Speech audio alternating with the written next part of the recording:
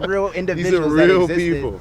and not just names of streets. Think about dude, don't go be naming buildings after me. Right, they go down dilapidated. Well, I want to know who are these buildings? That's one of my favorite songs you just brought up, yo. AD 2000. AD 2000. That's my crap, dog. Hey, this is Voodoo Man. I'm here with Michael Idriss. He's going to be hosting the Katika tours for Katika Experiences. It's something that you need to check out. It goes through the history of black people during colonial times through the city of Philadelphia. So I just want to, talk to him real quick about what that time period was like, and because as you were just saying, like, that history has been squashed a lot. Like, people, when you think of colonial periods of time, people don't even think about black people. Like, they just assume we were all on plantations, all enslaved, and we were slaves. But as he was telling me earlier, in the cities, slavery looked a little bit different. So give me a quick overview about what it was like when they first came to Philly, like with William Penn. Like, how was that experience like for a black person? So a lot of it was tied to convenience. So when you think of the Quakers, they do have a notion of being classified as abolitionists across the board, but that wasn't always the case.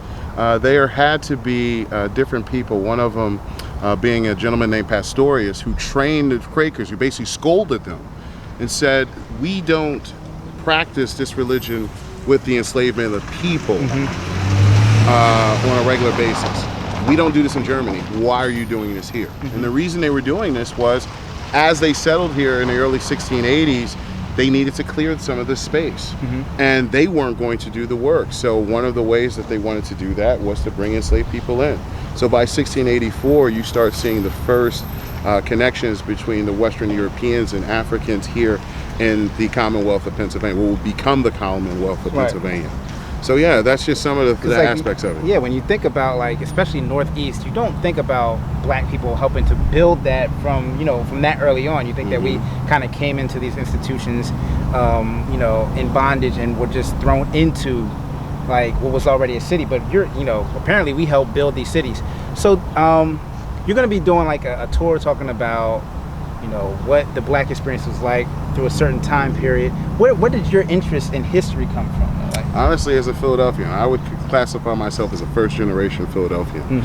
My mother was originally from rural Northern Virginia. My father's from Sierra Leone. He's from a small rural community called Bow, and they moved here in the 70s. So being a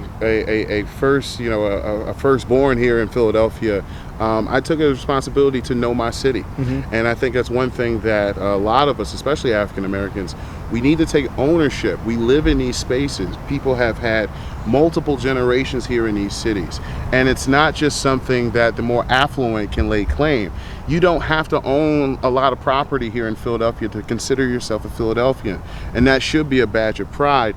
And it should be a part of the connective tissue that reaches back to our first ancestors back in the late 1600s. That's really heavy. Like, it is true that, I think, and that's one of the things I talk about a lot, is because a lot of our history is tied to negative imagery and negative ideology, we don't really address it, and we don't really actually look at it to see the positive things that come from it.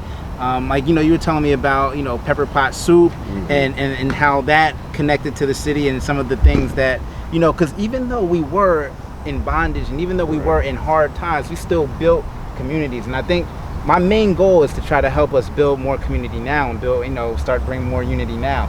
So tell me a little bit about what the African American community was in Philadelphia during that colonial time period. So one of the great ways to do this, and I'm very much would call a sensory experience. So one of the places you can go was what was originally called Southeast Square, and that's the park that runs along 5th and 6th Streets, actually between 6th and 7th Streets in Center City, what was called Washington Square today. That was called Congo Square at one time. Really? And that's where Africans met to greet each other, to have a little community, to celebrate each other's maybe birthdays, or if someone gets married, and you have those little bit of free time, maybe while the masters are at church with their family, you have a little bit of time maybe on a Sunday to share in some fellowship. You would have done it there at Washington Square.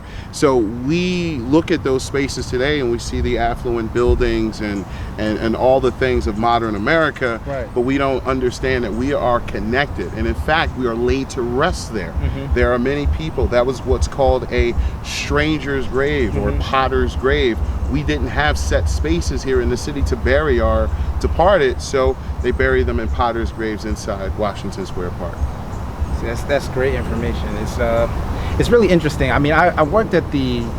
It's really interesting to me that in Philly we have so many prominent African American people in national history that have come, you know, to fight for our rights. Correct. That were building businesses, that were, you know, just basically just killing it at the time period. They really just They killing really it. were. Yeah. Absolutely. I mean, I started learning that. I did the video installation at Cliveden with Bob Lott, who's a video institution in the city.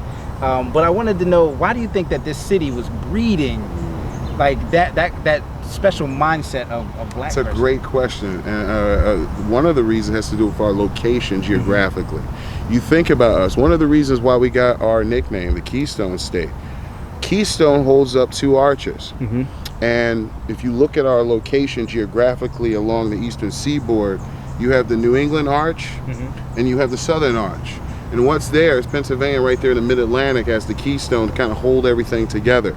So for us, it became one of the largest port cities in the country, if not the largest port city. And this also made it a ground for African Americans to come here. Plus, you have the Quakers. So as a Quaker religious group, and they became more entrenched into the ideas of abolition, Philadelphia became the largest population of free Africans in the country. So this has always been a touch point. That city of brotherly love and sisterly affection, it really does have resonance here for the African American community. So that's why I always say, when you come out here, this is a teleportation right here. You can literally go back in time. You walk along the banks, you see what they saw. Like, oh, I see why y'all picked this land. Y'all wanted the high ground. Y'all wanted the overlook. Y'all could look down at the Schuylkill, Rittenhouse. His mills were out there in Manningham. Right. So you really get to see, like, who are these names? We got these buildings. I always say that in these streets. And people it's have like, these names that they just call, like, and they don't ever think, like, that's really tied to a person. And this like, guy, and I went to Rittenhouse was a Boston. person, right? Yeah, like, these people are real individuals. These are real that existed, people. and not just names of streets. Like, Think about, dude, don't go be naming buildings after me. Right, They go down dilapidated. Well, I want to know, who are these buildings? That's one of my favorite songs you just brought up, yo. AD 2000. AD 2000. That's my crap, dog. So yeah, you know, those are the things that, you know, as a kid, I wanted to know. Like, what's up with this? Why do we call it this? What is this center that's got this name on it? How does it connect to me? How did these people come out? So when you see Dawn Staley, and you see Jill Scott, and you see these people that come out and that sat on the stoops in North Philly, and South Philly, and West Philly, it's like, we connected, man. This isn't just passing generations. It's all connected. It's all connected. It's all connected. One of the big reasons I'm doing this is because I don't think black people understand history. We don't look at it because we don't want to deal with the trauma of that past. There's a lot of that. Once you start to really look at it, you'll realize it's not all trauma, and there's a lot of connections and a lot of things that we haven't been uniting over. Like, that's my big thing. There's a lot of stuff that we should be uniting over that we use to break us apart. And so one of my favorite things to think about, when you think about, we tend to frame everything into the civil rights movement now. Right. How about I say we start the civil rights movement with Richard Allen's starting of the Free African Society? Yeah. That is the civil rights movement. From its inception of this country. You're talking about going back to 1789, 1790. Right. So you're talking about a long time ago, but also looking alongside the development of the country. Right. So we don't have to go to, 60 to think about that. Because Allen started it for Cato, who starts it for Ida, and Du Bois, who starts it for Cecil B, and so on down the line. And that's how the thread of history goes. Right. People, I talk about that all. Like, the way we educate about black history starts off staggered. It was slaves, and then it's civil rights. And it's like, yo, you're missing about 400 years. I don't know Martin Delaney. I don't have any connections to what we've been in these spaces, especially but here's the rub. And this is where I want to take this further. And this is why I love Katika. Because I am the son of a Sierra Leonean. But here's the sad, sad fact. they know less than we do. Really? It's just something I struggle with my own father. Mm-hmm. Is getting him to understand what African Americans have gone through in this country, Mm-hmm. because Africans they're detached from us in the diaspora. In the diaspora, right? And they don't, and with that detachment, there's same thing with British, Afro-British. There's a disconnect because oppression looks different, right? And it manifests into many different forms, right? So when you understand how it shape shifts, you can see and understand, oh, we're linked. Yeah, that's actually my last episode was called Identity Crisis, and it was mostly about how we're all connected, like all the black people all around the world, in Brazil, Quilombos, right? Like it's all connected. The Mau in Kenya, the Maroons, like how, like right, you know, right, in the Afro-Caribbean, like how all of that comes from the same kind of origin, and we don't understand it. All over the globe, everyone's fighting their own fight, and we're not collectively understanding each other and understanding that we're in this together. And I think like that's really where, if we could unite those ideologies, we'd be 10 times more powerful. Exactly. And that's why I think that the history is really important, that we look at it, understand it, and really internalize it and understand that we're all connected, we're all family. And may I ask you one question? Yes. With the ascendance of social media, one of the things I am concerned about is, I feel like one of the things we're starting to see we lose or erode is our oral communication, our ability to storytell to one another, because you used to go to even HBCUs. I started off at Lincoln years ago. The quads would be filled with these magical conversations where gentlemen and women are standing around talking and just chopping it up. Right. And one of the things that you see nowadays, and as someone who just finished, I'm what you called a non-traditional student. Right. So at Temple, when I was in those spaces, I noticed you don't see as many African Americans sort of collectively talking about issues, current events, even sports, just on sort of that kicking it reality. And that's one of my concerns. So have you seen that? Is that something that you come in contact with? Actually, me and Ryan talk about this frequently.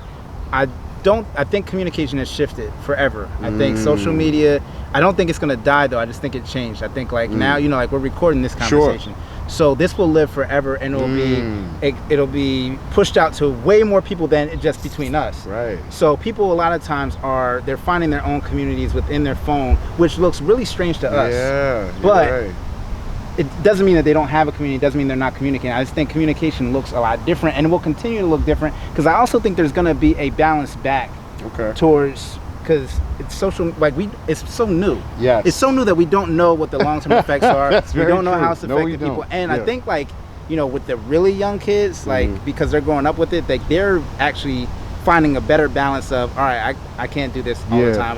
I'll do this now. Like they're finding a better balance than like the generation that was like directly after us that are just entrenched in it. You're right. But I do think that, eventually there will be a balance between oral communication and social media, but it has forever been changed. And now you can have that same conversation, like they could be on their phones, but they could be talking to 10 people about the same thing that you were talking to one person with. It's just way different. So that's how I look at it. I don't necessarily see it as a negative. I see it as something that we have to kind of rein in and deal with, and it's gonna who knows where that could be. No, that's true. That's what the unintended consequences, but it's also the thing of think of video games, how much we played as kids, and then our kids are like, well, okay, like video games is a great example of exactly what I'm talking about, because like when we played, right, I came up sundown. Yeah, I came up at the end of the arcade era, right? Where you had to go, if you wanted to play Mortal Kombat against somebody, you had to go to the Mortal Kombat game, and there would be a whole group of people watching, and everybody knew who the Mortal Kombat champ was. But now you sit at home and you can play against thousands of people. Like you can be ranked with millions of people, and it's the same thing. It's just that you're isolated physically. So it's just it's a different world. Yeah, it's a different world with technology. Yeah, I agree with that. Yeah, that's excellent. Well, I'd like to thank Mike for speaking to us, and make sure that you come out to Katika Experiences and check out the tour, man. Get some real information, because he's a very knowledgeable dude, and he's gonna be dropping some gems that you won't find on Google. That's what's up. Voodoo.